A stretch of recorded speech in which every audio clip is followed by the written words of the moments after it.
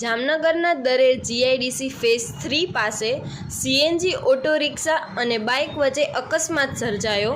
5 થી 6 લોકો ઘાયલ થયા હતા। ત્યારે આ અકસ્માતમાં એક વ્યક્તિના મોતની આશંકા। સ્થાનિક લોકોએ બચાવ કામગીરી કરી હતી। 108ની મદદથી ઇજાગ્રસ્તને જીજી હોસ્પિટલ ખસેડવામાં આવ્યા હતા।